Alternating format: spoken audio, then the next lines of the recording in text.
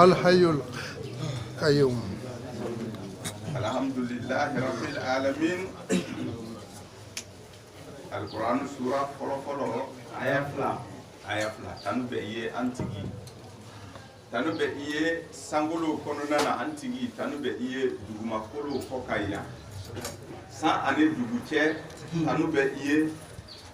ode Allahu abai antigi emumbe udai masa alamu alamu be alebe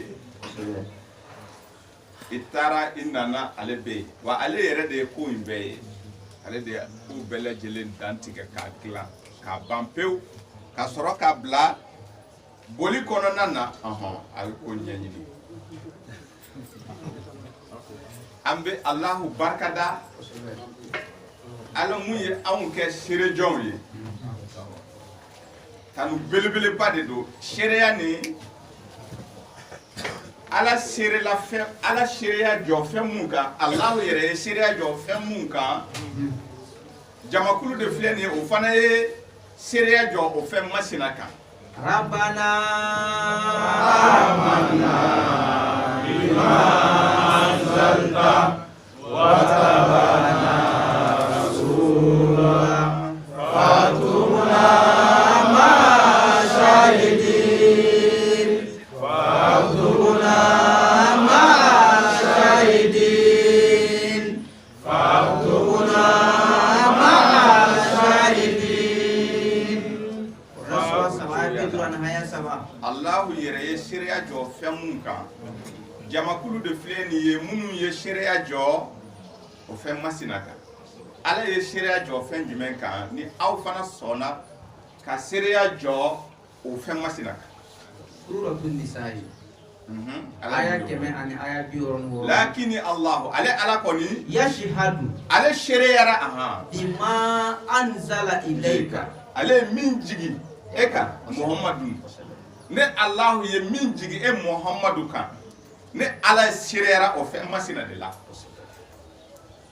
ne ma sériya do wéra la de ala ma sériya do ala de shéré folo shahidu folo de Allah yi Allahu akbar ni ya me shahidu o ala yere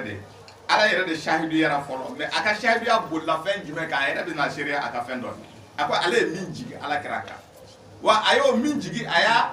anzalahu bi ilmihi aya jigini ayera ka doni okoro Allah yere de ka doni yere de alqur'anu yi ala doni ni ebe kitabu sebe adobe obi kitabu sebe santa utikla do sandu akere tala abeta miri na kungulu sofera ababla do saba pe gore ba ka awo do be kitabu do damina utala ba ase wo don ba do yere tuma atala ba jalalaini masika adumba ambulo ambe ko tafsir mena jode ala ba akomo de ala ba ala ka ande ako ye kabako kuma o ye de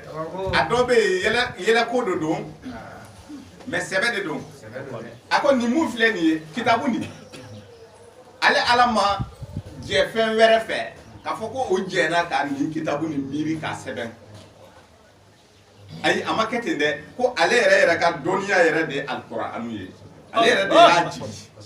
mais aye mogo do dani do de black ajiginai koloshi konona na ale alaka koloshi konona na ore ko sa akoko qur'anu ni kitabu de don min jigina ala kira kan wa ale Allah be sereya jo o kitabu de kan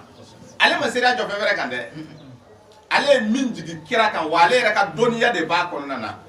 ale ka sereya ko fe jon ka sereya de tukura wal malaikatu yashhaduna meleka ufana ko ulu fana ye shereo ye Allah de bi kan ifo ha ala dunu ye tien fo la ye meleka fana ye shere o ye olu fana be shere ni jume ye ala ye min jigi ala kiraka parce que olu yere de jigi na nay tanazzalul malaikatu waruhu fiha alquran sura bi konoto ani wolo la ayanani suratul khadim ni senu ani meleka o yere de jigi na ni ye ala kiraka Allah donc olu fana ko olu fana be shere ya fin de la Allah ye min jigi ay mo de keka kuma de kunche wa kafa billahi shahidan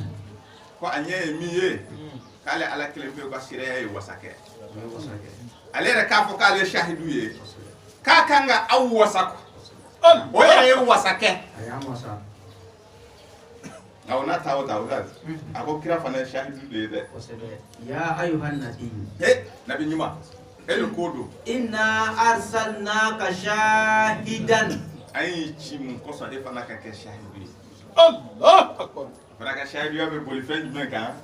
min jigina ayera kan ka ko Allahu yoro ina fo ala sirera o kan cogo mina ina fo meleka o sirera akan cogo mina ale fana sirera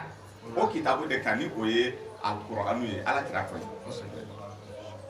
ako sisan ala kira kofe ko awdu rabbana amanna bima anzalta wa tabana rasula faktubna ma'a shahidin rabbana amanna bima anzalta wa tabana rasula faktubna ma'a shahidin rabbana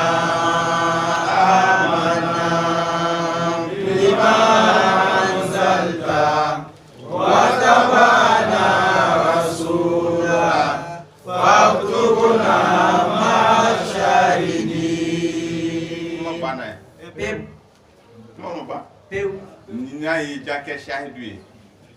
nayi ja eki simbo ala men ni ma ke shahidu ni sara ete shahidu suwe de yow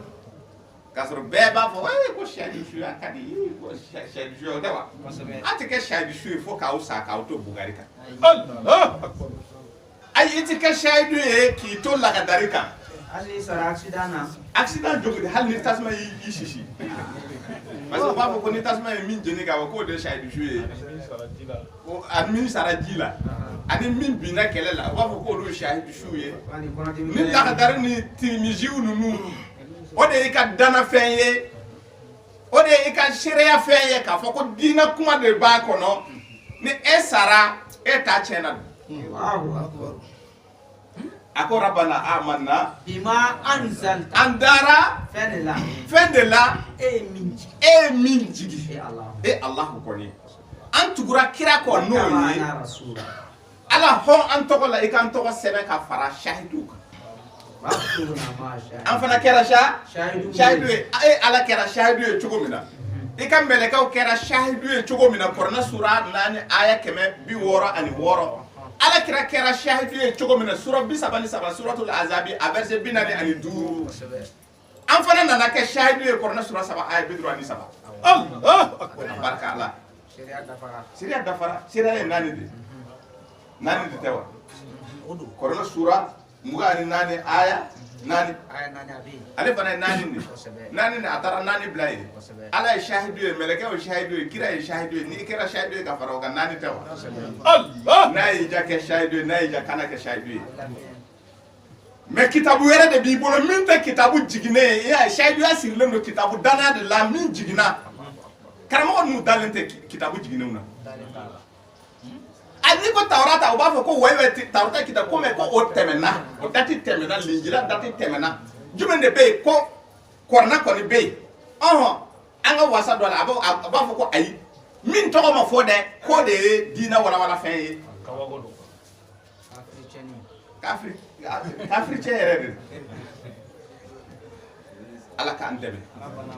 ambe ala barka da ala mu ya ke shahidu ye ka kenyeni bi doyan le 15 juillet kalo samba fla samuga ani sanfla ambe allah barka da ambora selila amba fo seli quoi nyaka quoi et le sacrifice de triomphe be Quran sura Corona era sura mugani bina ni sheki toro eko fati dayeleli adayeleli abe amugani nani aba fiye ko ne Allah de aw tega o mine ka bonyo na ka aw tega mine wala sa aw ka se kafir akana kafir nu bugo ka kafiri ninnu fana tɛgɛ minɛ o kana na aw bugɔ ka sɔrɔ ka sebaya banbali sebaya min bangelen don k'a di aw ma o kan o ni ye Fatu Maka de ye a bɛ Kurana sura 48 verset 24 Fatu Maka bɛ yen ni Alahu ye Maka dayɛlɛ a 23 ka jigin ni Alahu ye Maka dayɛlɛ ka sɔrɔ a ma kɛ c'est que an ka ɲɔgɔn kunkolo caron quoi a verset 24 mun de kɔsɔn ne 25 mun de kɔsɔn ne Alahu ye o kɛ ko cɛw tun bɛ Maka kɔnɔna na minnu tun limaniyalen don mais o tun y'u ka limaniya dogo wa musow fana tun bɛ Maka kɔnɔna na minnu tun y'u ka limaniya mun tun ye limaniya jɔn ye mais o tun y'u ka limaniya dogo a ko o don ni ne tun y'a to a ka kari ɲɔgɔn na dɔrɔn k'a bɛ taa a dɔw yɛrɛ fa k'a sɔrɔ an m'a dɔn k'a fɔ limaniya jɔn de don awɔ k'a tun bɛ kɛ gasiba ye k'a tun bɛ kɛ jurumu ko ye donc ni Alahu ye jatigɛ bila maa ninnu na ka Maka dayɛlɛ o y'a sɔrɔ tacogo kɛra larabɔ kafiri ninnu na wagati caman donc tuma min na o y'u kun da Maka kan siɲɛ fɔlɔ o ye ɲɔgɔn tarabaso dɔɔni mais a ma kɛ Maka kɔnɔna na a kɛra Madina donc tuma min na a ye tarabasoli kɛ Madina Badiri kɛlɛ ninnu Quran sura 3 aya 123 ka jigin o kɔfɛ de Ala sɔrɔla ka wagati jan tɛmɛnen a ko bɛ sisan i kun da Maka o y'a sɔrɔ a ye mɔgɔ don arabu la siɲɛ caman o tɛ wa donc Ala sɔrɔla k'a fɔ ko a ye jatigɛ bila u la k'aw tɛgɛ minɛ kɛlɛ kana kɛ mun kosɔn mɔgɔ dɔw minnu tun bɛ Maka u kana faga silama ninnu fɛ parce que silama ninnu tun b'u fa o tun t'u dɔn ka bɔ ɲɔgɔn na Ala ko ne Alahu ye baara in kɛ ten a ko a y'aw jija dɛ a y'aw jija aw kana na bagan ninnu bali ka taa a kantigɛ a se a kantigɛli yɔrɔ la comme o ye nin baara nin kɛ mais jɔnw de ye nin baara nin kɛ Ustaz a aya 25 e ka nin aya nin lajɛ anw ye nin aya nin a bɛ maa ja tigɛ dɛ parce que an balimaw bɔra hiji la ka na caman a dɔw b'u ka bagan yɛrɛ ye Quran sura 48 quoi verset 25 humul lazina kafaru ko mɔgɔ minnu kafiriyara wasaddukum anil masjidil harami ya ye a ye o ye girini kɛ quoi o ye ils ont empêché o ye balaminini kɛ wal hadiya ma'khufan an yablugha mahilahu hadiya ni o ye kantigɛlimɛ fɛn ye a ka se a se yɔrɔ ni o ye masjidul harami kɛrɛfɛla ye masjidul haram kɛrɛfɛla ni o ye alkaaba kɛrɛfɛla bagan ninnu kan ka taa k'a kantigɛ ye comme kafiri ninnu ye o bali bagan ninnu ma se ka se o yɔrɔ la madenw kabako ye min ye maa o maa n'i taara Maka n'a seginna ka na Sekɔrɔba Sahid Kɔrɔba Osman Mayiga an ka Sahidu ninnu ye sansi sɔrɔ ka taa yen ziyara a y'aw ka bagan ye a ka bagan sera alkaaba kɛrɛfɛ ye wa a yɛrɛ aw ka bagan ye kuma tɛ ko a sera alkaaba kɛrɛfɛ maa si tɛ yen min bɛ taa Maka ko y'i ka bagan kantigɛtɔla ye a tɛ yen wa bagan ninnu tɛ kantigɛ alkaaba kɛrɛfɛ ka sɔrɔ Ala ye mun fɔ ta Quran sura 22 verset 37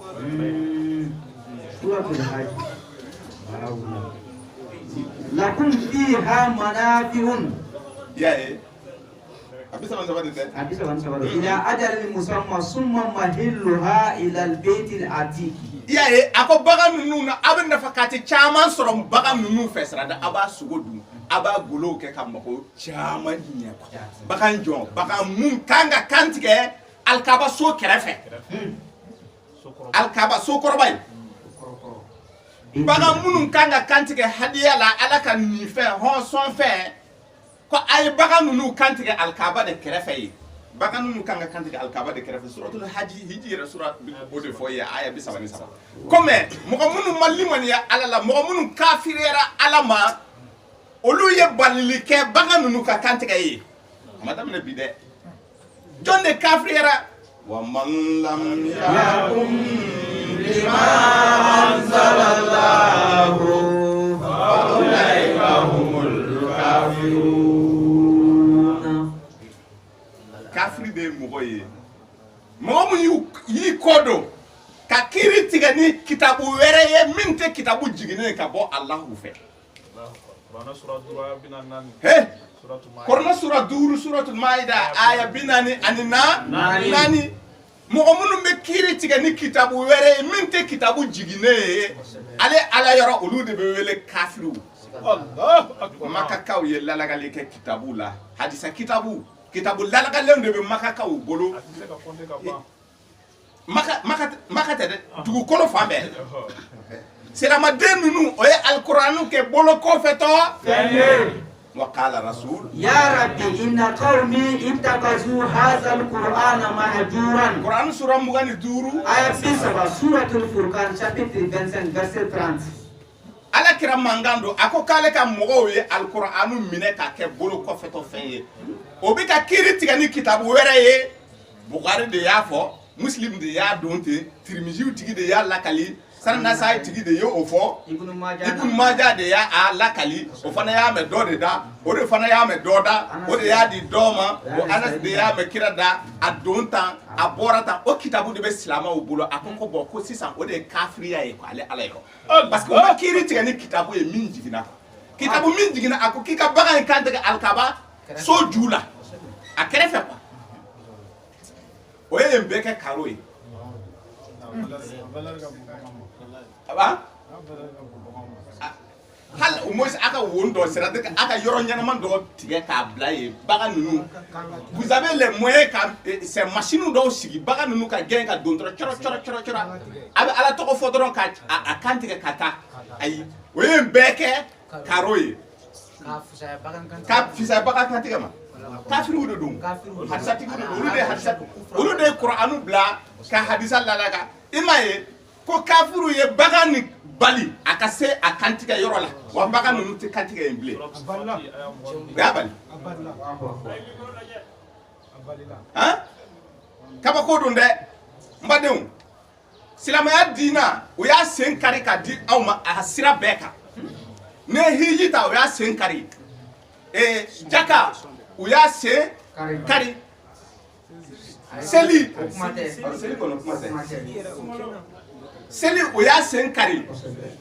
sun o y'a sen kari a bɛɛ selekelen don diinɛ yɛrɛ ju c'est à dire que diinɛ yɛrɛ ju de o y'a bɛɛ bon o ma a ju tigɛ mais o y'a bɛɛ jogi o y'a lili ɲɛnaman bɛɛ tigɛ c'est à dire que yiri in kɔni c'est à dire a bɛ ten de a coronen bɛ ten de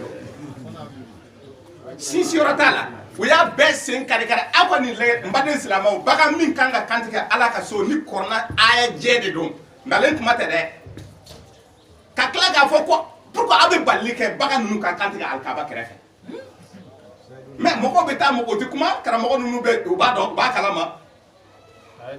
o bɛ taa mɔgɔw former agence la n'u bɛ taa hiji la mais a bada u t'a tɛ se parce que u ka mɔgɔw ka jɛmakanw de don. Ni y'o fɔ i ka agence accréditation bɛ minɛ la i tɛ taa ni mɔgɔ yɛrɛ taa ni kuma fɔ i ka formation yɔrɔ la o yɔrɔ bɛ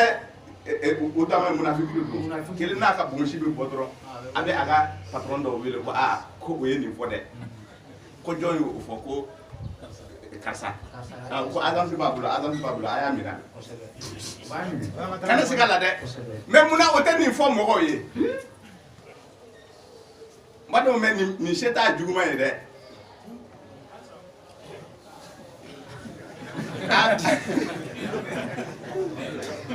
a ɲɛ yɛrɛ ma a ye taa recherche kɛ diɲɛ ko nkalon banna an bɛ yɔrɔ min na bi n'i ye nkalon tigɛ dɔrɔn i bɛ minɛ c'est à dire que e bɛ yaala e bolo i ye tiɲɛtigi ye ka sɔrɔ i fan bɛɛ wo mɔgɔ tigɛlen bɛ ko nkalon tigɛla in lajɛ a dɔw yɛrɛ bɛ ni aw bilara ɲɔgɔn na a b'a f'i ye da ɲɛ ani ɲɛ ko bɔ an da la de cɛ i ye dɔ kɛ nkalon tigɛ la sa o b'a sɔrɔ e bɛ ka fɛn o fɛn min fɔ o b'a vérifier après a ye vérification filɛ bagan ninnu yɛrɛ a clan yɛrɛ si tɛ kantigɛ maka bagan ninnu tɛ kantigɛ maka yɛrɛ n'i y'a mɛn alikaba kɛrɛfɛ hali sisan o ye n'a baara in bɛ kɛ maka kɛ o bɛ bagan ninnu kantigɛ Nouvelle Zélande Australie ninnu u bɛ saga caman san ka kantigɛ ka emballé ka na nati maka kɔnɔ kafiri jamana wa kafiri jamana olu ye min fɔ ko kafiri jamana l'Australie produit beaucoup de moutons olu bɛ baganw de mara ani Nouvelle Zélande ninnu ba caman san ye k'a faga k'a nati Maka kɔnɔna na Allah sɔrɔ ka sogo ninnu bila ka na an ma o sogo jalan fana mɔgɔ ninnu b'a kunbɛn Fana business ya. fana business ye Maka sogo nana. Maka sogo nana o fana an t'a ye a sogo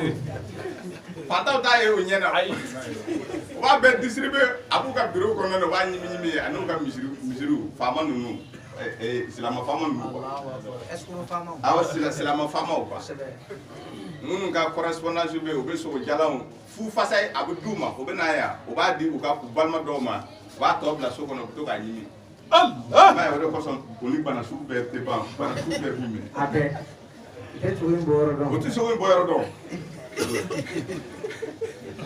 a bɛ nin faamu bagan kantigɛ o bɔra a ma Maka pewu k'a sɔrɔ bagan kantigɛ o ye Maka hiji baara sen dɔ ye Belebele jɔsen dɔ don. jɔsen de don a kana se o kuma na dɛ A o guloma. y'a kari ka bɔ yen U pewu yɛrɛ ka kuma farida. a farida Awɔ. o y'a farida o guloma yɛrɛ sɛrɛ o y'a sen daraka ka bɔ yen pewu Kosɛbɛ pewu. donc bagan ninnu a kana jɔrɔ bagan tɛ kantigɛ Maka ko ye ha ayi kana se o kuma yɛrɛ la maa si tɛ yen min bɛ taa Maka ka segin na k'a y'a ka bagan kantigɛ dɔ ye a tɛ yen Allah akbar a ye Makakaw ɲininka Maka minnu bɔra Maka i b'a ye u bɛna n'u ka fɛn bɛɛ ye u ka cadeau an yɛrɛ ye cadeau sɔrɔ ka bɔ Sɛki ninnu fɛ ka sɔrɔ Sɛki ninnu ma bagan yɛrɛ kantigɛ bagan ye kantigɛ fɛnɛ ye U y'u kun di ten ka na a n'u y'u yɛrɛ kun ye. di c'est-à-dire que baara in bannen a fɔra k'u k'u kun di u y'u kun di ka segin ka na maa tɛ jigin u la se t'a ye o naam yan a ko Usumani ko f'a ka kuma Usumani ko f'a ka témoigner ko Mayiga don min bagan kan ka kantigɛ don min na kuma ka ɲɛ dɛ walasa an k'a mɛn parce que nin kuma ninnu a bɛ enregistré a barika ka bon kosɛbɛ ko bagan kan ka kantigɛ don min u b'o bila ka taa sitan bɔyɔrɔ la o don yɛrɛ u bɛ taa sitan bɔyɔrɔ min tɛ hiji la u b'o bila o la alors que o temps kɔnɔna na i bɛ se ka taa jɔ k'i ka bagan kantigɛ la kosɛbɛ mais u ye fɛn dɔ de kɛ k'a remplacer k'aw ka taa sitan bɔyɔrɔ la o don de bagan kantigɛ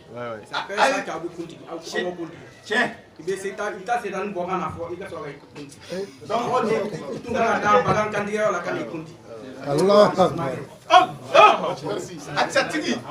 a catigi ma ɲi dɛ ni a catigi ko k'i ka fɛn mun kɛ dɔrɔn kan'a kɛ a contraire kɛ o de bɛ taa bɛn ni Ala n'a ko ko taa Sitani bɔyɔrɔ la i b'a fɔ ko un pas aha ni a catigi ko k'i ka taa Sitani bɔyɔrɔ la i b'a fɔ ko un pas i tɛ bouger to i nɔ na n bɛ yan Sitani bɛ fan bɛɛ fɛ ni bon de don n bɛ yan a y'an ka bɛlɛ di a bɛ bonni yɛrɛ kɛ fɔ ko taa yan fɛ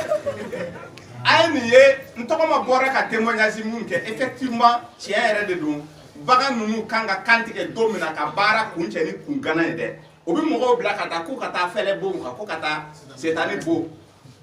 a bɛ ɲɔgɔn cɛ ka taa ɲɔgɔn digi a dɔw bɛ sa ye koko bon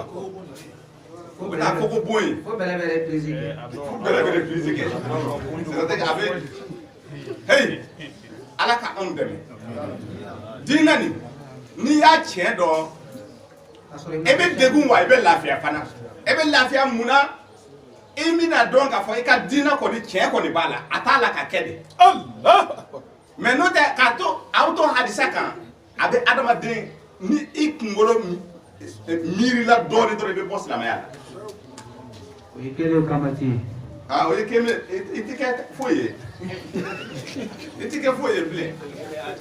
c'est à dire i bɛ kɛ mɔgɔ mutilen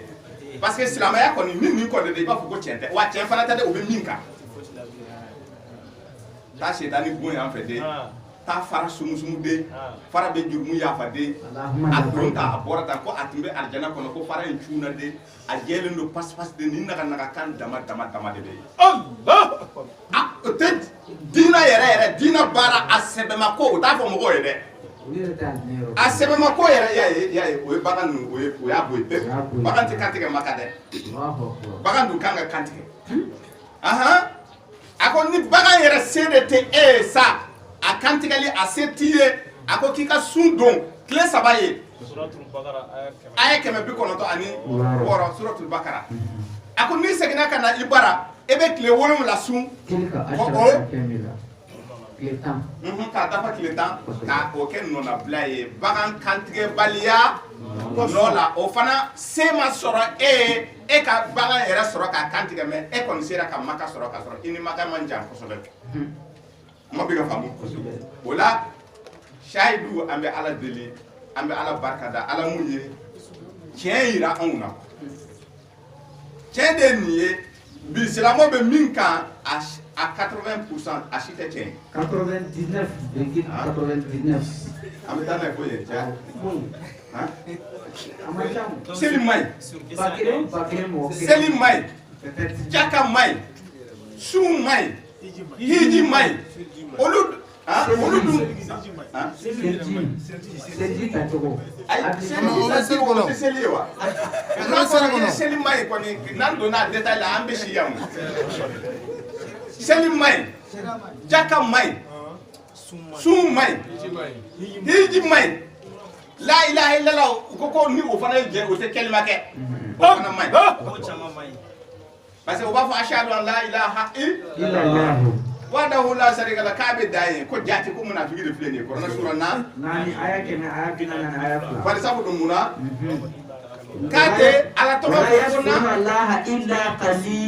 qalilan fo n'a kɛra fitini o tɛ la ilaha illallah fo n'a kɛra fitini o ka kelima fana ma ɲi olu dun ko nin de jɔse 5 ye a ma kɛ balawu ye o la an ka dun bagan kantigɛli i ka sarakati bɛ minɛ sasi jumɛn ɲininkali fitini bɛ yen an b'a latɛmɛ dɔɔnin sinon ni an donna ɲininkali an tɛ tila de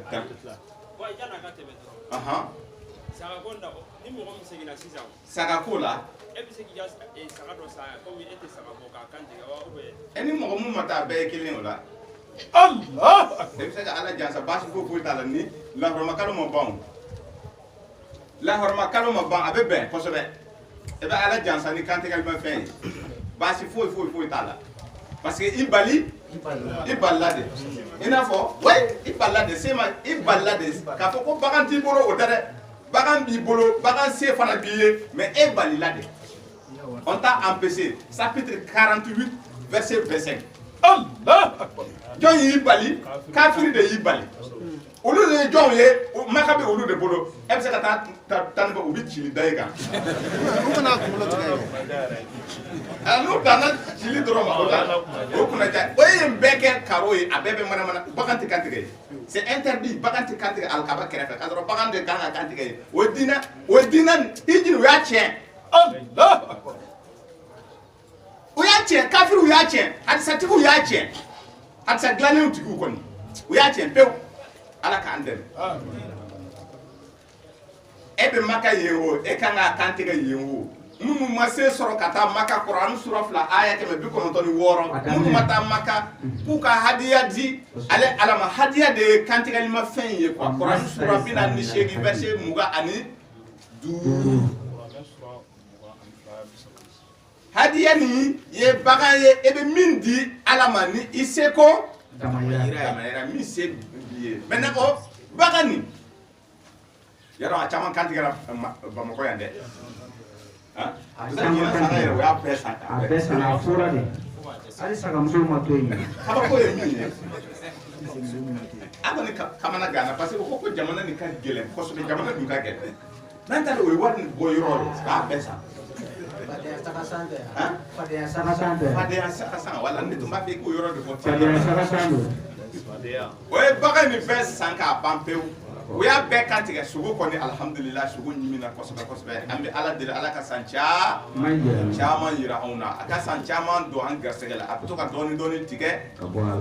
ka bɔ a la fo don min na an ni tiɲɛ ye ɲɔgɔn kunbɛn tiɲɛ bɛ kɔrɔna kɔnɔ tiɲɛ ye saya de saya don hatta ya'ti akal yakin Kuranɛ sura 19 aya 99 a bɛ Kuranɛ sura 15 aya 99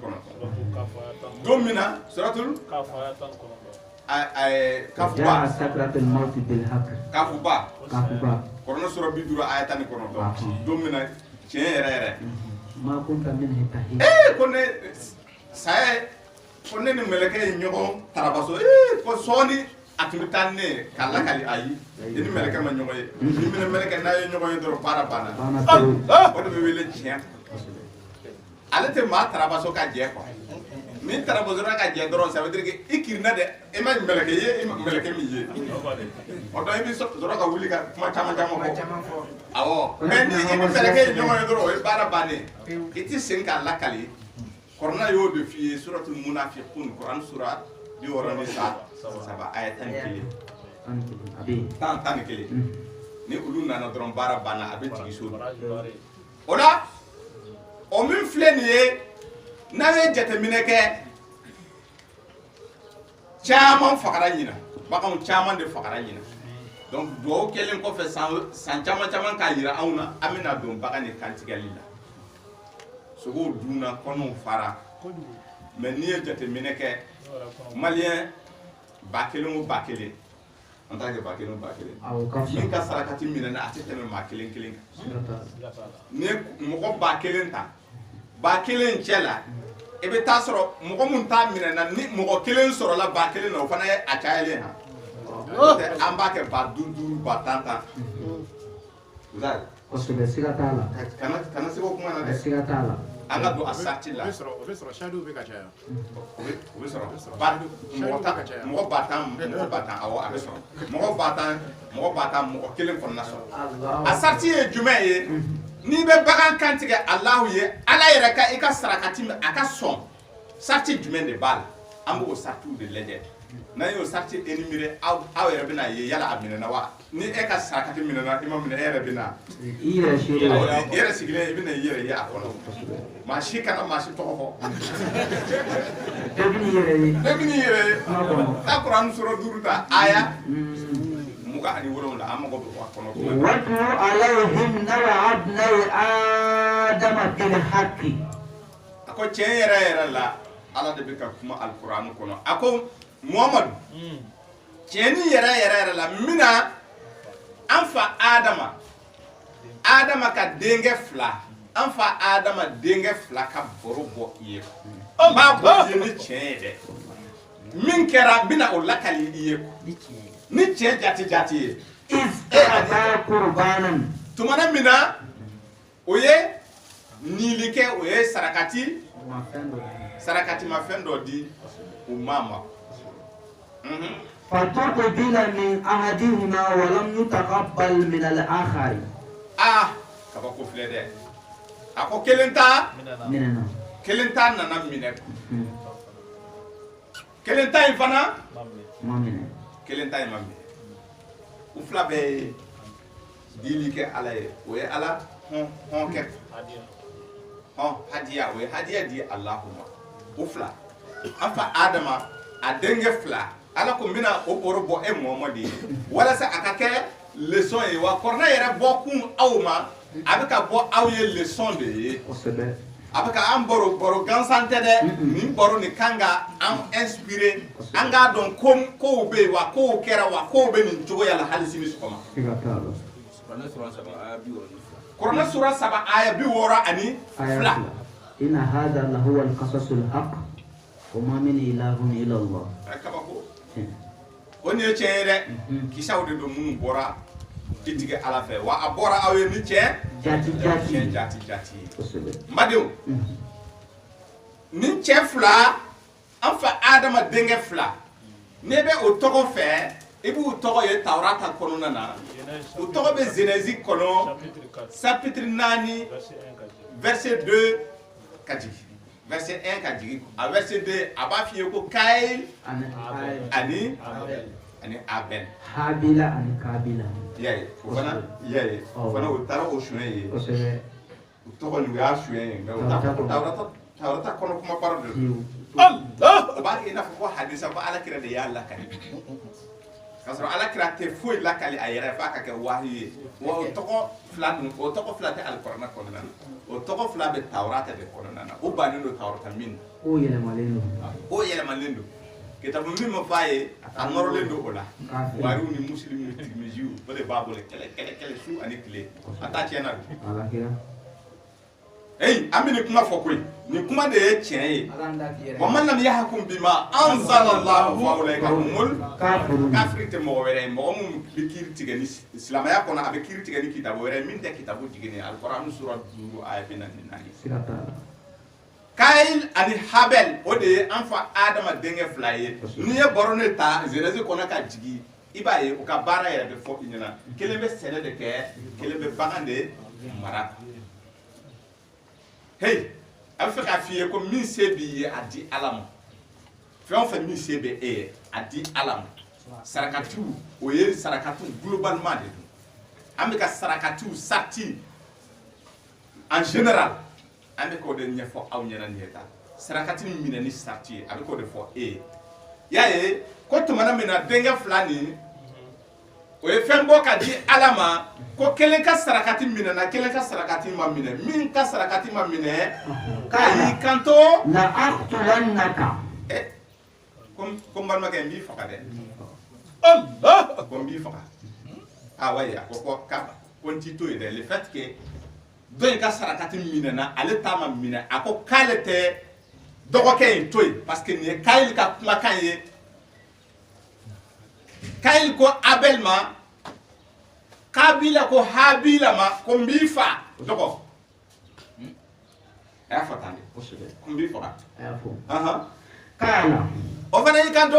innama yataqabbalu Allahu min al-muttaqina ko n kɔrɔ ko i ka sarakati minɛbaliya i b'a dɔn ko e tɛ siran Ala ɲɛ Allah. ala bɛ ala ɲɛ siranyabagaw de ka sarakati minɛ Ala bɛ Ala ɲɛ siranyabagaw ka sarakati de minɛ a b'u bolo fɛn de fɛ maa mun tɛ siran Ala ɲɛ Ala ko a mago t'i bolo fɛn na a ko n kɔrɔ Ala mago ma jɔ i bolo fɛn na parce que e tɛ siran Ala ɲɛ fagali in tɛ dɛ n'a y'i ja cogo cogo a kɛ ten wa a y'a faga dɛ baro i bɛ tɛmɛ ni baro nin ye a ye dɔgɔkɛ nin faga ka kamana gan kosɛbɛ o de ye joli bɔn fɔlɔ ye dugukolo sanfɛ nka yanni o cɛ an mago bɛ min na an y'o fɔ dɔgɔkɛ filɛ k'a fɔ kɔrɔkɛ nin ɲɛna k'a fɔ Ala banna i bolo fɛn na bari sabu don e tɛ siran ale ɲɛ kɔ k'i siran Ala ɲɛ Ala ɲɛ siranya tɛ e dusukun na o de kosɔn Ala ma sɔn i ka sarakati ma fɛn in wala n badenw Ala ɲɛ siranya ye a définition ye jumɛn ye an ka to o lajɛ ka jigin Bakara. Et raconte-leur, Voilà, en toute raconte-leur. vérité, l'histoire des deux fils d'Adam. Les deux s'offrirent des sacrifices. Celui-ci de l'un fit accepter, Celui de l'un. celui de l'un fit accepter, et celui de l'autre ne le fit pas. Celui-ci dit, je te tuerai sûrement. Allah n'accepte, dit l'autre, que de la part des pieux. Chapitre 5, verset 27. Aha, si ça ameta à Surat Al-Baqarah chapitre 2 verset 177. Amena alanya siranya définition. Ala bena alanya siranya définition di makajigi. Ni o dafara ila ne bagan kantiga ala beson. Allah. Aye. Ni o ma dafa ila ni fendi ala ma atafe. Ustaz. Bismillah. laysa al-birra Ko alanya siranya te an tuwallu wujuhakum qibala al-mashriqi wal-maghrib kibe inyasi koroma walma kilebi ma ka to ka seli birika wuli ko te ala nya siranya ide ala ko ala nya siranya he ka ko de buzat Allahu akbar. Malien jamu bisil de Ah, oui, c'est on peut dire 95%. On va musulman mais 95% ina yaro bébé seli bébé nyesi kibla ma c'est-à-dire nyesi femme Alkaba fan pochon. alkaba fa Cornel Solan flyer que ko ka nyesi koroma ka seli ka nyesi klebi ma ka seli parce que mo munun be maka fando ina olu be nyesi klebi ma magani clé boro che olu bunya shi clé bima. exactement mais an ya an be an nyesi ko Koroma. koroma ko ala nya siranya to ye de ko to ka seli ko te ala nya siranya dira de ko ka to ka seli ko te ala nya siranya dira o doron te ala nya siranya dira awla de ko ala nya siranya ye jume ولكن البر من آمن بالله ay ni poye cité ka jigi de ako jati ala nya siranya be damere fɛn mun na ko o ye ka danaya sigi ala jati kan ka fɔ ko ala ndalen be e de la Allah ni ko mu uzal karamɔgɔ nu ko korona ma wala wala de Chaman binaya. Do binaya. ala ko korona wala wala lendo ale ko korona ma wala wala Man amana. ala ko foyi tey ma faratna fil kitabi min shay'in Qur'an sura wara aya bisaban shay'in chapitre 6 verset 38 ale ma foyi toyi ale ma min kɛ kitabu in kɔnɔ ko o fɛn tɛ yen ate a ko wa nazala ونزلنا عليك الكتاب تبيانا لكل شيء foyi tɛ yen Qur'an sura 16 aya 80 ani 9 ale Allahumma min kɛ ka walawala Qur'an ni kɔnɔ o fɛn tɛ yen ko hiji kɛcogo t'a kɔnɔ ko jaka bɔcogo t'a ko seli jɔkow t'a a bɛ nin faamu a dalen tɛ Ala la a ye Ala ngalon tigiya quoi dana Ala la ayda Ala la ayda dɔ wɛrɛ tɛ Ala bɛ ka min fɔ i bɛ sɔn de aya 37 suratu Zumar Qur'an sura 39 aya 37 hey ko ka da Ala la o de Ala nya siranya da Ala la ni Ala ngalon tigiya i ma sira Ala nya Allah Ala bɛ kuma i bɛ kuma ma nɔgɔlen Ala bɛ kuma i bɛ kuma Ala bɛ k'a fɔ ko fɛn bɛɛ bɛ Qur'an kɔnɔ e karamɔgɔ nɔgɔlen e b'a fɔ ko non ko Qur'an ma walawala i y'a ye a ma da Ala la bon a ko k'i ka da ale Ala la wal yawmil akhir o dɔrɔn tɛ dɛ k'i ka da don laban na k'a fɔ ko diɲɛ bɛ ban a bɛ kuncɛ don dɔ la ni diɲɛ a bɛ kuncɛ don dɔ la quoi k'i ka da o la o yɛrɛ ko ni Lazara sera juma Lazara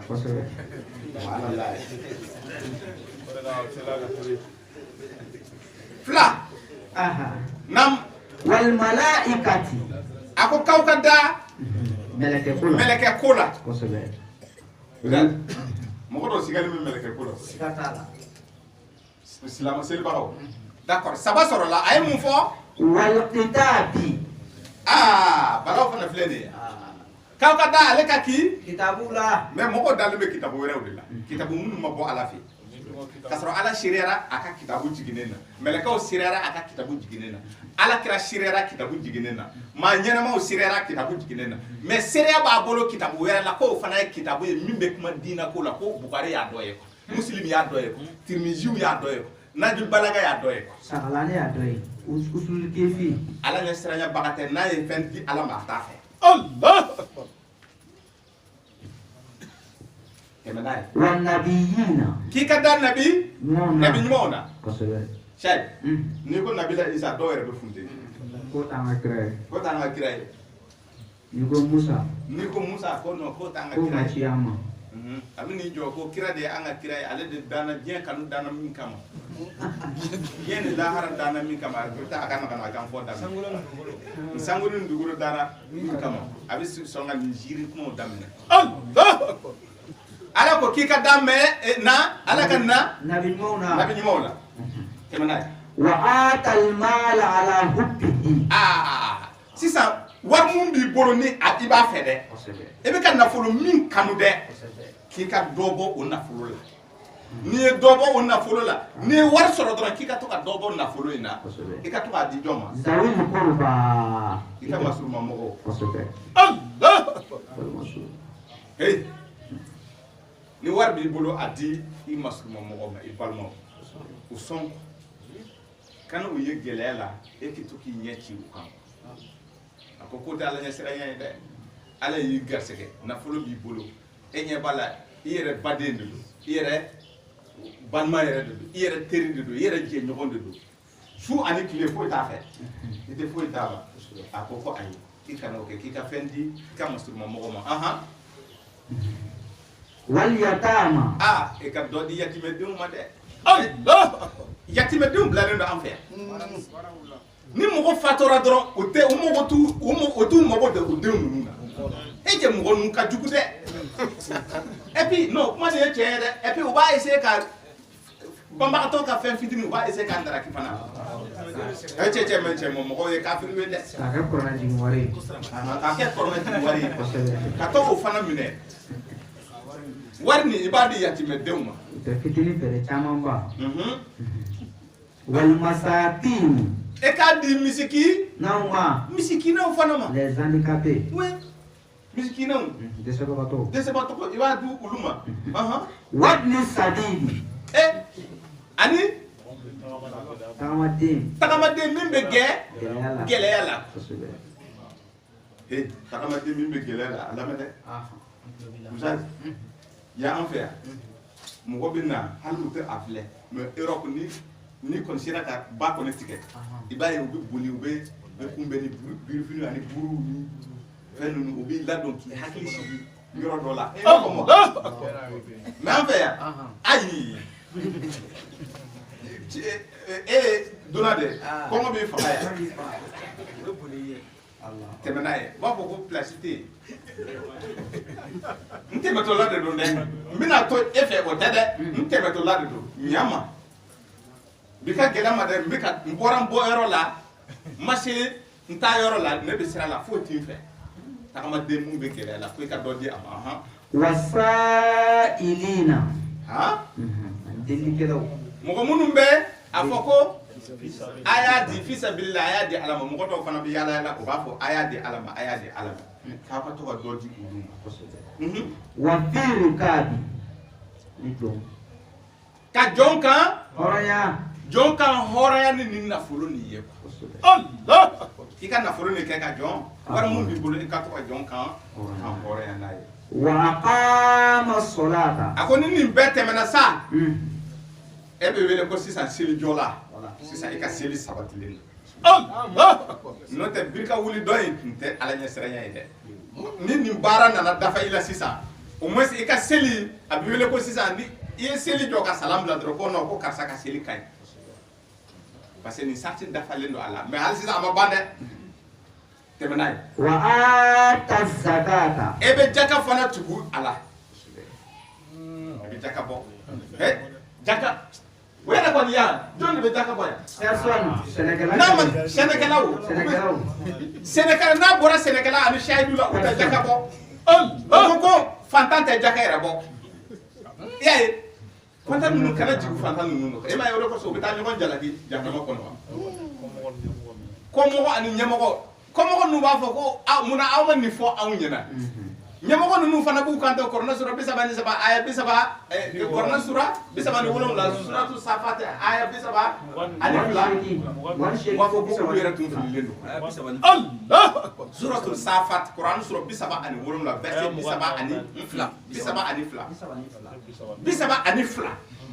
o b'a fɔ ko aw ye aw fili lafili an y'aw bɔ Ala ka sira kan pewu parce que an yɛrɛ tun fililen don karamɔgɔba ninnu bɛ to k'o de fɔ o bɛ na o de fɔ jahanama kɔnɔna na ɲɔgɔn ye jahanama kɔnɔna na da ani da u b'a ta ɲɔgɔn bolo depuis a verset 24 u bɛ ɲɔgɔn jalaki daminɛ ko aw de y'an bila nin balaw la olu fana ko aw de tun tɛ limana jɔn aw yɛrɛ de tun tɛ Ala ko la u b'a fɔ ko aw de y'an fili ka bɔ Ala ka sira kan u b'a fɔ ko ayi dɛ aw yɛrɛ de ye kafiri ye o dama ni ɲɔgɔn cɛ a bɛ o bɛ ɲɔgɔn sama a aya 31 mɔgɔba ninnu karamɔgɔba ninnu b'u kan to hey anw bɛ jahanama kɔnɔ aw fana bɛ jahanama kɔnɔ mun bɛ yen ni Ala tun ye aw de minɛ k'an to yen aw bɛ se k'an jɛla an bɛɛ bɛ jahanama kɔnɔ aw ko cogo di wa o bɛ kuma kuncɛ ko aw ye aw lafili ka bɔ Ala ta in kan parce que aw yɛrɛ tun bɛ ŋaɲa na y'a ye o kuma kelen bɛ suratul azabi kɔnɔ aya 66 ka taa bila 68 Allah o bɛ ɲɔgɔn yɛlɛma o bɛ yɛlɛma jahanama kɔnɔ ka ɲɔgɔn filɛ face à face o b'a fɔ ko an tigɛ Ala ko ko hali an tun ka tugu ani i ka kira kɔ Allahu akbar ko mais ko an kɛra tugubaga ye an tun tugulen bɛ an ka ɲɛmɔgɔw de kɔ ani an ka mɔgɔbaw an ye minnu dilan k'a kɛ waliyiw ye k'a kɛ maa ɲumanw ye dɛ an tun tugulen bɛ olu de kɔ olu de ye an fili ka bɔ Ala ta in kan Ala ɲangata bi u kan c'est-à-dire que dimi an bɛ ka dimi mun santi a fila ɲɔgɔnna kɛ u la wa u danga i m'a ye o tɛ jaka bɔ a fɔra k'u ka jaka bɔ jaka o e yɛrɛ tɛ jaka bɔ yan mais n'i tɛ jaka bɔ n'i ye fɛn di Ala ma a t'a fɛ ka seli kɔni ti minɛ ni ma jaga bɔ jumɛn seli jumɛn a tɛ minɛ o i ka foyi yɛrɛ tɛ minɛ kuranɛ sura 5 aya 12 i ka seli tɛ minɛ i ka foyi tɛ minɛ ala mago foyi tɛ ka foyi la kuranɛ sura 41 aya 6 7 a bɛ jaga bɔbali fara 2 ka fɔ kan a bɛ effectivement kuranɛ sura 41 suratul fusilat aya 6 7 a ko mɔgɔ minnu tɛ jaka bɔ olu ye filankafow de ye Allahu akbar a ye olu fara filankafo ja filankafo modèle ka ca dɛ ka jaka bɔbali k'o kɛ filankafo dɔ ye a farala filankafo dɔw ye a kɛra filankafo dɔw ye mais ka sɔrɔ yan a fɔra ko mɔgɔw ma ko jaka bɛ san o san de o ye nkalon ye kelen et puis o san ni i ka wari c'est à dire que san yɛlɛmatɛla wari maralen i ma se min ma 400 000 ou bien 300 000 de b'i bolo o tuma de la e bɛ jaka bɔ n'i b'a bɔ fana à 2,5%. a tɛ jaka bɔ i m'a ye tɛmɛ n'a ye ala tɛ o ka sarakati ma fɛn fɛn. والموفون بعهدهم إذا عاهدوا n'u layidu ɲɔgɔnyara u k'u ka layidu bɔ a sera ma. Allahu akbar awa ye ka layidu fu ta mɔgɔ ye e ye o ye e de bɛ yaala ka layidu fu ta mɔgɔ ye bilayi i kɛ pewu i hakilila tigɛ sini kɛnɛ i bɛ na. a kɛ komi a kɛra e bɛ taa i t'a ye yɛrɛ b'a wele ka dɛsɛ a t'a ta k'a sɔrɔ a dun ko k'a bɛ nin kɛ i ye e yɛrɛ jigiyalen don ni o fɛn ye a ko k'a kana layidu fu ta mɔgɔw ye mɔgɔ minnu bɛ layidu ɲɔgɔnya dafa ko olu ye k'a ka layidu ɲɔgɔnya dafa. والصابرين في البأساء والضراء a ko mɔgɔ minnu bɛ sabali u bɛ muɲu sɛgɛn kɔnɔ gɛlɛyaw kɔnɔ u bɛ muɲu وحين البأس ani banaw u bɛ muɲu u bɛ sabali gɛlɛyaw kɔnɔ u bɛ muɲu u bɛ sabali ni bana bɛ u la u man kɛnɛ kan ani ni kɛlɛ gɛlɛn wagati u bɛ bana la u bɛ sabali u bɛ muɲu u b'o kun quoi. أولئك الذين صدقوا wa o tigilamɔgɔw de bɛ wele tiɲɛtigiw وأولئك هم المتقون wa olu de ye ala ɲɛsiranya jɔn. La ilaha illallah La ilaha illallah La ilaha illallah La ilaha illallah La ilaha illallah La ilaha illallah La ilaha illallah La ilaha illallah. La bonté pieuse ne consiste pas à tourner vos visages vers le levant ou le couchant, mais la bonté pieuse est de croire en Allah, au jour dernier, aux anges, aux livres et aux prophètes, de donner de son bien quelque amour condamné aux proches, aux orphelins, aux nécessités, aux voyageurs indigents et à ceux qui demandent de l'aide et pour healer les jours, d'accomplir la salat et d'acquitter la zakat. Et ceux qui remplissent leur engagement lorsqu'ils se sont engagés, ceux qui sont endurants dans la misère, la maladie et quand les combats font rage, les voilà les véridiques et les voilà les vrais pieux. Chapitre 2, verset 177. I bɛ baro ni sama ka segin kɔfɛ an fa Adama denkɛ 2 chapitre 5 verset 27 dɔgɔkɛ ye nin de fɔ kɔrɔkɛ ye yanni a ka faga a ko n kɔrɔ ko i b'a dɔn kun min na Ala ma sɔn i bolo fɛn ma wa ko Ala ɲɛ siranya tɛ e la Ala ɲɛ siranya sarti de filɛ nin ye k'a d'i ma ka taa kun cɛ Uzaz taa kuranɛ sɔrɔ Tawbata k'u ka segin u kɔ ka tuubi sura 9 a verset 53 54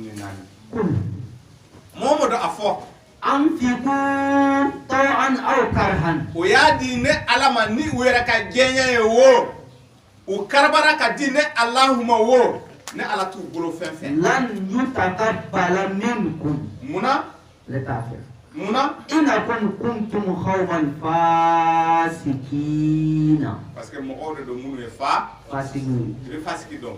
ومن لم يحكم بما أنزل الله فأولئك هم الفاسقون kuma de nana tuguni mɔgɔ minnu bɛ kiiri tigɛ ni kitabu wɛrɛ ye min tɛ kitabu jiginnen ye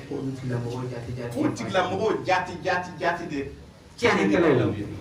a filɛ k'o de fɔ les pervers tiɲɛnikɛlaw a filɛ k'o de fɔ ko tiɲɛnikɛla ninnu hadisatigi ninnu hadisa dilannen tigi ninnu mɔgɔ minnu bɛ kiiri di silamɛya kɔnɔ min tɛ kitabu jiginnen ye lakada tigi de y'a fɔ tirimizi tigi de y'a fɔ dɔnnibaw bɛn n'a kan naji balaka tigi de y'o fɔ a don ta a lakali ta an b'a ese de y'a lakali a fɔra an ye ta mɔgɔ minnu b'o fɔ diina kɔnɔ ko tiɲɛnikɛlaw de filɛ nin ye o tiɲɛnikɛlaw ninnu ko o ye fɛn bɔ u yɛrɛ la k'a di ale ala ma wo u karabara k'a di ale ala ma o k'ale t'u bolo fɛn fɛ Dari tu ka sarakati fɛ Allah akbar han ɲuman t'u ye bilen mbadenw kuma in tɛ nin ye siranya kuma ye dɛ a lamɛn dɛ jahanama ko ala ko jahanama bɛ fa kuranɛ sura 32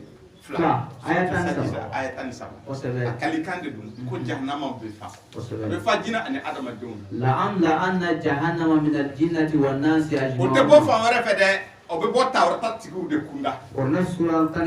jamakulu mun bɛna jeni dɛ a tɛ bɔ fan wɛrɛ fɛ a bɛ bɔ Tawarata tigiw kunda mun na Kuran sura 62 aya 5 masalul ladzina humilu tawrata Tawarata tigiw Tawarata diru ma thumma lam ya'miluha ka masalil himar ma baraka naye misali kɛra comme fali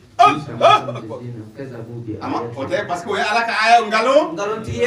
tigiya wa ala kira a ye mun de fɔ a ka mɔgɔw qala rasulu ya rabbi kira fana filɛ k'i kanto ale a tigi ala ma ko n tigi ala inna qaumi ittakhadhu o ye alqur'ana min hadha alqur'ana mahjuran bolo kɔfɛtɔ fɛn ye o bɛ don jahannama kɔnɔ donc mɔgɔ minnu bɛna don jahannama kɔnɔ Tawarata tigi kunda de don Linjila tigi kunda de don Kuranɛ tigi kunda de don minnu ko olu sɔnna Kuranɛ ye dɛ mais u tɛ baara kɛ ni Kuranu ye kitabu wɛrɛ de b'u bolo Tawarata tigiw ye Tawarata bila ka taa fɛn wɛrɛ minɛ kitabu wɛrɛ de b'u bolo olu de bɛ wele tiɲɛnikɛlaw ko n'u ye fɛn bɔ k'a di ale ala ma o fana bɛ to ka sɔnni kɛ o bɛ to ka sɔnni kɛ bon u b'a bɔ u yɛrɛ la mɔgɔ si t'u karaba dɛ u yɛrɛ bɛ wari bɔ u b'a fɔ ko a ye hɔn nin na u bɛ to ka mɔgɔw yɛrɛ laja ala kama ala ko o min filɛ nin ye dɛ ale t'a fɛ wa u karabara ka di wo dɔw bɛ karaba ka di de dɔw bɛ wele ka lasigi de ko hey karisa ala y'i sɔn i kɔfilɛ i dɔgɔnin ninnu a ba de b'a koron walima a fa de bɛ kuma fɛ k'a kuma fɛ walasa a ka dɔ bɔ k'a di u ma a karabara ka di ala t'a fɛ walima ɲɛnamaloya gɛrɛbu nana fi sa dɔ ye muganda a fana bɛ obligé wala ɲɛnamaloya sera a karabara quoi cogoya dɔ la k'a di a ko k'ale t'u bolo fɛn fɛn olu ka kantigɛli fɛn a t'a fɛ fiyewu sarakati ni hadiya n'u y'a bɔ ka di ala ma ala t'a fɛ ala tɔgɔ fɔra a kan an b'a dun Kuran sura 6 aya 110 kɔnɔ baga in kunna ala tɔgɔ fɔra mais a ka fɛn ma a ka baara ma se ala yɔrɔ ala t'a ka baara fɛ tɛmɛ n'a ye wa ma mana'ahum an tuqbala minhum fɛn mun bɛ u ka sarakati bali ale ala k'o minɛ fɛn mun bɛ u ka sarakati ni bali han u ka nilifɛn ninnu fɛn mun b'o bali dɛ a minɛ ni bali ko o tɛ dɔ wɛrɛ ye dɛ illa annahum kafaru billahi wa bi rasulihi u kafiriyara ala n'a ka ciden ma maa bɛ kafiriya ala n'a ka ciden ma cogo di ni ko ala a b'a fɔ ko ala t'a ma wasa kɛ ni ko ciden u b'a fɔ ko ciden t'a fana dayifu b'a la a ma sɔn c'est-à-dire a ma sɔn ala ye a ma sɔn kira yɛrɛ ye cɛmancɛ sira tabagaw a ko ala ni ko wele ala ye tiɲɛ ni ko kira ko wele kira ye tiɲɛ mais ala ni kira bɛɛ ye jumɛn a b'a f'i ye ale yɛrɛ b'u bɔ ɲɔgɔn na d'abord ala ko k'aw kana bɔ ɲɔgɔn na a b'u bɔ ɲɔgɔn ko ala ye Kuranu ye ala kira ye hadisa ye Kurana ni a ma a wasa ko Kurana ni ma a bɛɛ walawala n'a taara hadisa fana kɔnɔ ko non ko hadisa ko i farati ko dayifu b'a la Allah ko dɔnnibagaw de b'o yɔrɔ ninnu ɲɛfɔ ko dɔnnibagaw ninnu de b'o yɔrɔ dɔn donc a kafiriyara ala n'a ka ciden ma c'est-à-dire que a ma ala don ba la a ma ala kira don ba la ni ala de don a tigɛlen don ala la ko parce que Kurana ma walawala a tigɛra ala la ka ban ala parce que ala ko k'a walawalalen don ni ala kira de don a ko ala kira ka hadisa a yɛrɛ ko ten dɛ ko ala kira ka hadisa bɛ ka sɔrɔ ala kira ka hadisa wɛrɛ fosi tɛ yen mɔgɔ min dilan a yɛrɛ bɛ don a kɔnɔ ko dɔ ye dayifu ye a tigɛlen don o kira la o kɔrɔ o kira ye nkalon tigɛla kira bɛ nkalon tigɛ kira tɛ danama ye o kitabu kelen in kɔnɔna na Bugari de b'i bolo e ko Bugari kelen kɔnɔ Daifu b'a la Sahihu b'a la wa mais e dun k'e dun ye kitabu yɛrɛ tɔgɔ sɛbɛn ko Sahihu a sahalen don n'a sahalen don a dasa kan kuma tɛ yen i kan ka siga min na o de kosɔn Ala ko zalikal kitabu la raiba sura 2 aya 2 ko ale ka kitabu filɛ siga tɛ ale kɔnɔna na wa e ka kitabu e ko min ye Alakira ka kuma ye siga b'a la e yɛrɛ tigalen don a la parce que e yɛrɛ de ko ten ko Daifu b'a kɔnɔ o kɔrɔ kuma sen karilenw b'a kɔnɔ a bɛ o de fɔ a ma da Ala la a ma da kira la o de kosɔn ko ale t'a bolo fɛn fɛn fɔ kɔnɔna sura 9 verset 54 fɛn mun bɛ a ka sarakati bali k'a minɛ ale Ala yɔrɔ a dalen tɛ ne Ala la a dalen tɛ kira la a kafiriyara ne Ala ma a kafiriyara kira ma tɛmɛ n'a ye wala ya'tuna salata illa wa hum kusala kuma filɛ nin ye ja u bɛ seli awɔ selibagaw de don kosɛbɛ a tɛ nin ye u bɛ seli mais k'u bɛ seli ni sulu sala c'est à dire que seli kuma o da seli fitini u bɛ min wele seli fitini ani seliba 9h seli u bɛ jama bɛɛ girin u n'u denw ko u bɛ ka taa misiri la mais farida seli u tɛ taa o tɛ farida seli u t'a ma don mais o seli o de ye munafigiya ye k'a sɔrɔ n'i y'a yɛrɛ ɲininka o yɛrɛ ko non k'o ye nafila de ye jɔ fila min bɛ kɛ 9h wagati ko o ye nafila de ye mais hali a denw fitiniw hali a muso ko hali ni muso bɛ règle la ko bɛɛ ka taa a ma deli ka nin mɛn wajibikɛlaw ko ten hali ni muso bɛ règle la k'a ka taa o selikɛnɛyɔrɔ la ne bɛ min f'i ye kabako don k'u ka taa i m'a ye selibagaw i m'a ye k'u bɛ seli ala yɛrɛ de ko o bɛ seli mais k'u ka seli nin ko munafigiya seli de don o tɛ ala ko la o tɛ nin ye ni ala ye o tɛ nin ye ni kira ye quoi mais k'o bɛ fɛn bɔ k'a di ala ma ale t'a fɛ a t'u bolo fɛn fɛ miliyari di ala ma a t'a fɛ n'i dalen bɛ hadisa de la ka fara kɔrɔna kan e ye filankafo ye a t'i fɛ tɛmɛ a tɔ ye wala yunfikuna illa wa hum karihuna k'u bɛ bɔ ka di kɛ mais o tɛ bɔ ka di in kɛ n'u yɛrɛ ka diyaɲɛ ye u bɛ bɔ ka di kɛ ale ala ma ni a tɛ kɛ n'u yɛrɛ ka diyaɲɛ yɛrɛ yɛrɛ ye an ka kantigɛliw filɛ yan an fɛ bi Mali la yan Bamakɔ kɛrɛnkɛrɛnnen na yan ani Mali bɛɛ sa o bɛ ɲɔgɔn de filɛ a ma ɲɛ ɲinan alimamu dɔ yɛrɛ ye ba dɔ kantigɛ ko il faut que finalement ko dɔ ka misaliw di ko exemple a ma kɛ ka o filmer ka bila réseau kan a sera e ka nin bila exemple jumɛn aw tɛ a ye ala ta fɔ mɔgɔ ye parce que o tun ma ala ta fɔ mɔgɔ ye a ye ala ta nin fɔ mɔgɔ ye n'o tɛ mɔgɔ tɛ maloya o bɛ maloya ni ba kantigɛ de mun na ba tɛ bagan ye wa o bɛ aw de ko saga k'a sɔrɔ saga ma fɔ aw ye olu de y'u sinsin ko non ko mais ko saga de kɔni ka ɲi ko saga de mais ni aw ko ko saga de kɔni ka ɲi mɔgɔ bɛ taa saga fan fɛ de kunfiw tɛ wa. Sumaworo Tamaro ko ɲɔgɔnna tɛ. Sumaworo Tamaro ko ɲɔgɔnna tɛ. Tamaro yɔrɔ min na a kɔni gɛlɛyara nka f'u bɛ commande bɛɛ passer. Ola nin kuma nin ye tiɲɛ ye badenw. O ma kɔn ka tiɲɛ fɔ mɔgɔw ye. Ala k'i ma kantigɛli kɛ ka bɔ bagan na min se kɛra i ye. Aw kan ka nin de fɔ mɔgɔw ye kɔrɔna sura fila aya 34.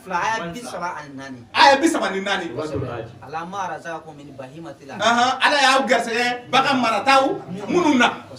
Bagan marataw minnu na Ala y'aw garisɛgɛ min na a ye dɔ di Ala ma o wagati. A ko i nɔgɔyara dɛ. A bɛ segin kuma in kan kɔrɔna sura fila aya 196. Fɛn di Ala ma ni e ma se ka hiji sɔrɔ min ka nɔgɔ e ye. Mastaysara min al-hadi. Mais min nɔgɔyara mais o ma munna o ma nin fɔ mɔgɔ ye. Fo sisan fa bɛ bɔ de ka ba ka tigɛ ko mɔgɔ minnu ba bɛ minnu bɛ u kana maloya n'u ka ba ye i b'a ye k'a fɔ sɛbɛ ko tɛ ninnu. Aw kan ka nin fɔ mɔgɔw ye k'a fɔ ko a ye kantigɛli kɛ ka bɔ aw se baganw na Ala de ko ten ba ko tɛ saga ko tɛ misi ko tɛ ɲɔgɔmɛ ko tɛ pigeon ko tɛ sɛ ko tɛ tɔngɔnɔ ko tɛ tɔngɔnɔ ko tɛ kulukuluba ko tɛ kulukuluba ko tɛ ninnu ye baganw marataw de ye min se kɛra i ye i fana ka joli bɔ ala ye ala k'i ma déjà a ko sogo in ko tɛ kɔ a ko sogo in ko tɛ joli ni ko tɛ kuranɛ sura 22 suratul hadi verset 37 lan yanala Allaha luhumuha wala dima'uha walakin yanaluhu taqwa minkum sogo de ko dɔn sogo ko tɛ a ko taqwa minkum ala ye sira ala yaye ala ɲɛ siran ye a seginna ka na k'a mago bɛ ala ɲɛ siran in de la bon k'a sɔrɔ ala ɲɛ siran ye jumɛn a définition dir'i ma a tatigi dun t'a kɔnɔ a tatigi t'a kɔnɔ bagan o ye bagan minnu kan tigɛ a bɛɛ ye bagan fu de ye ala yɔrɔ ale ala yɛrɛ kɔni mais sogo in kɔni alhamdulilayi mɔgɔ b'u kɔnɔ fa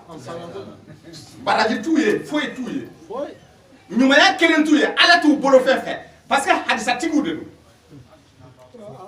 ata lalagalew tigiw de don o de la o do bon statistique là vous pouvez imaginer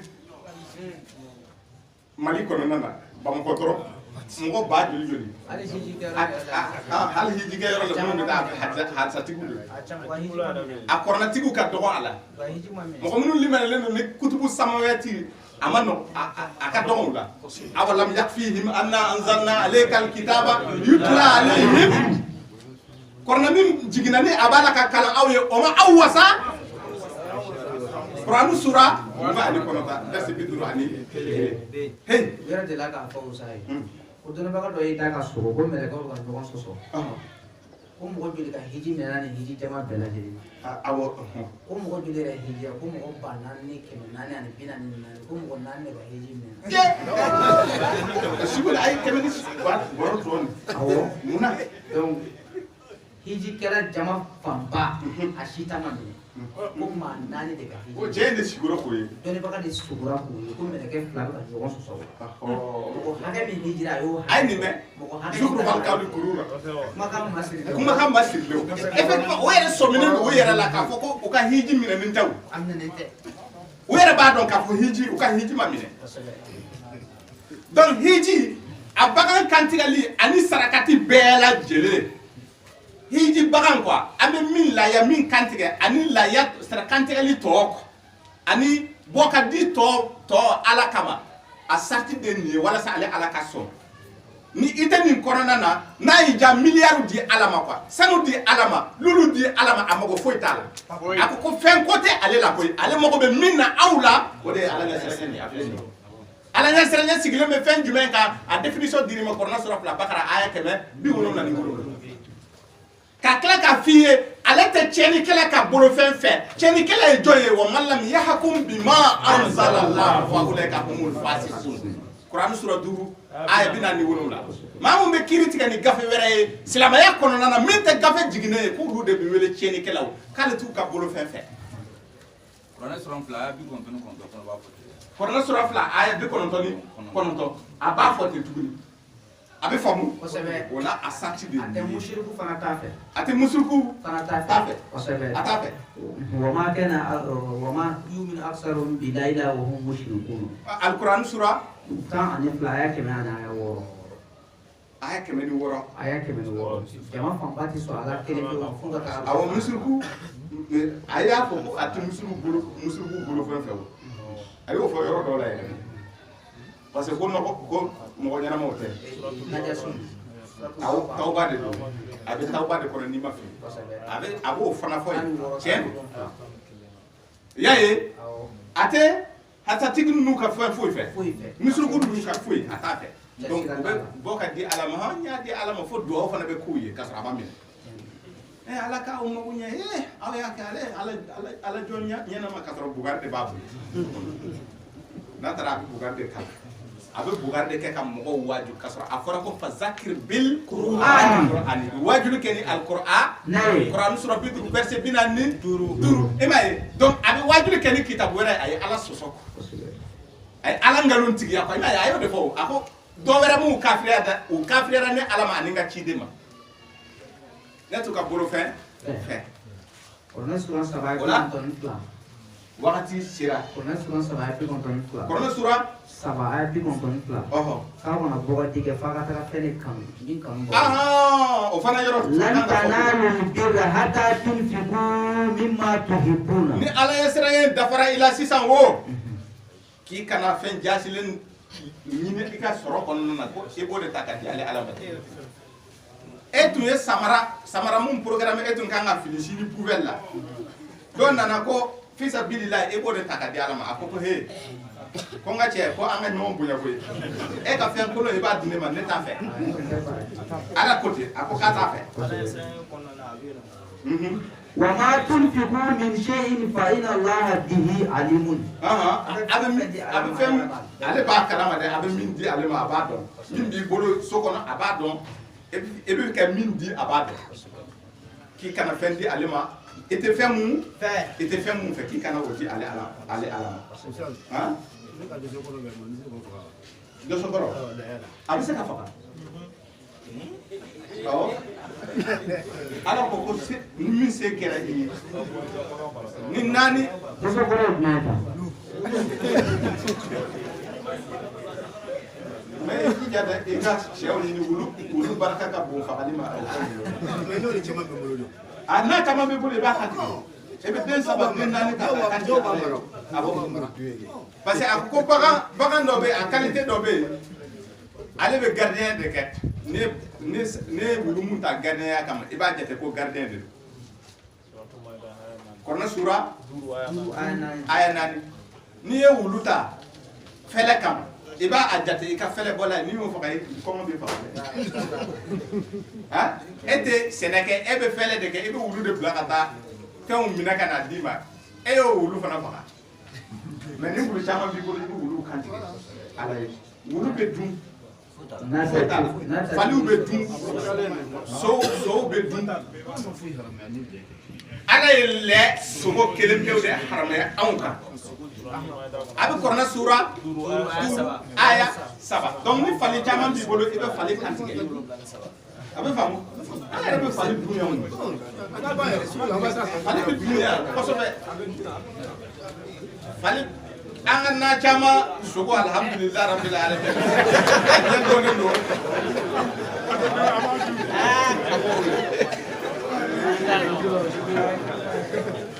a kuma ka ca dɛ ala k'an dɛmɛ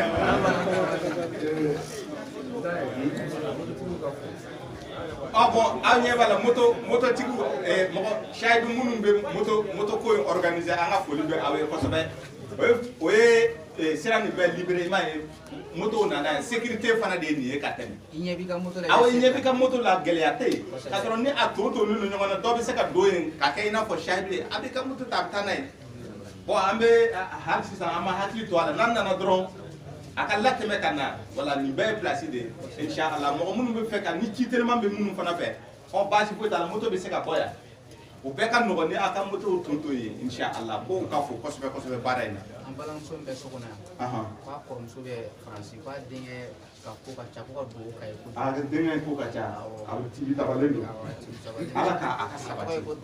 Dramani ala ka Dramani mago ɲɛ k'a sabati ala ka hinɛ a la an ka sayidu Eli o to ka Eli k'a fana bɛ dugawu ɲini sayidu ye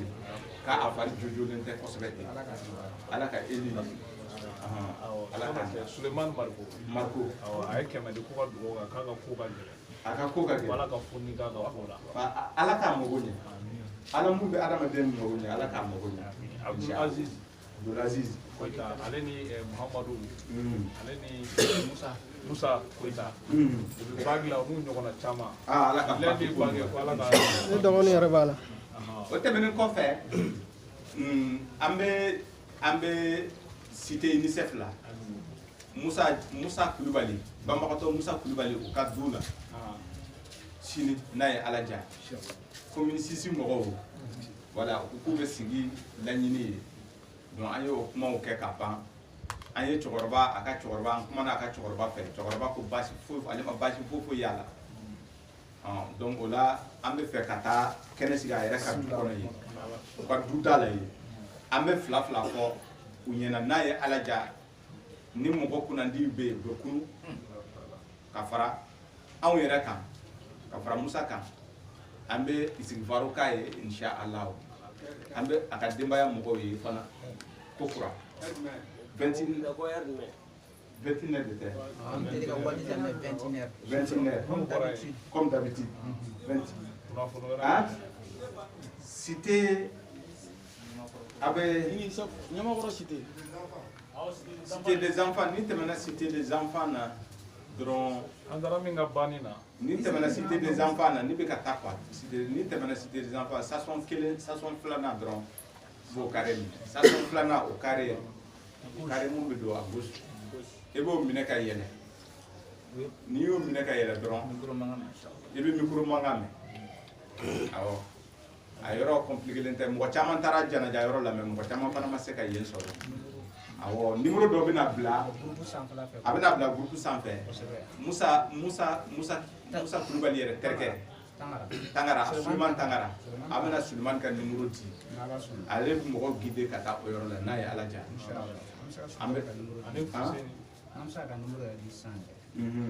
a ka numéro bɛ an b'a bila groupe fana an b'a bila groupe sanfɛ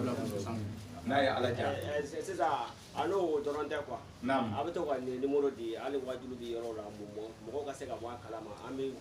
groupe dɔ former a bɛ bila o kan n'a sɔrɔ dɔ b'a bolo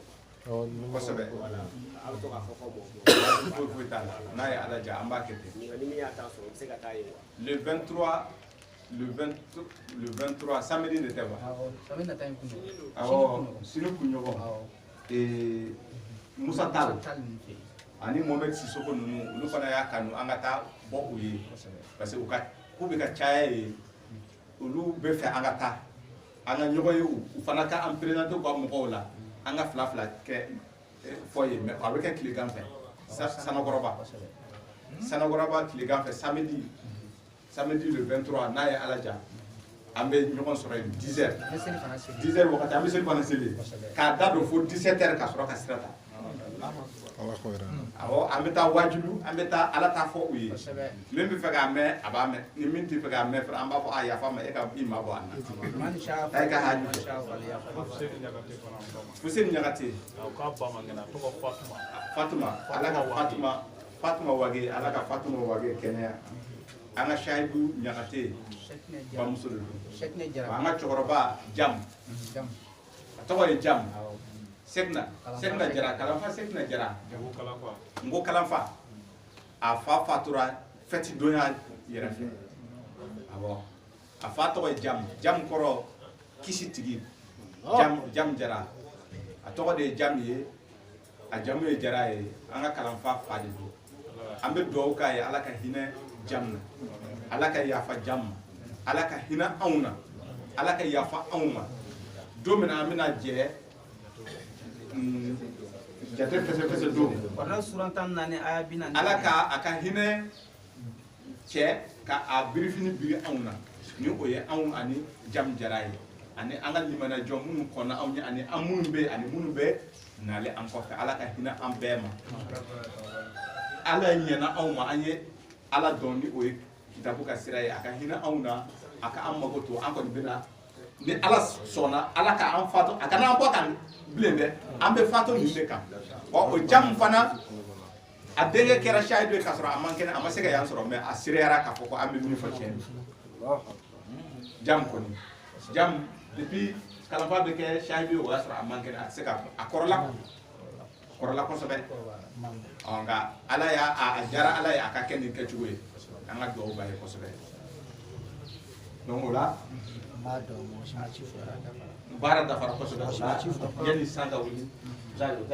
تقبل منا يا ربي لا إله إلا الله تقبل دعائي يا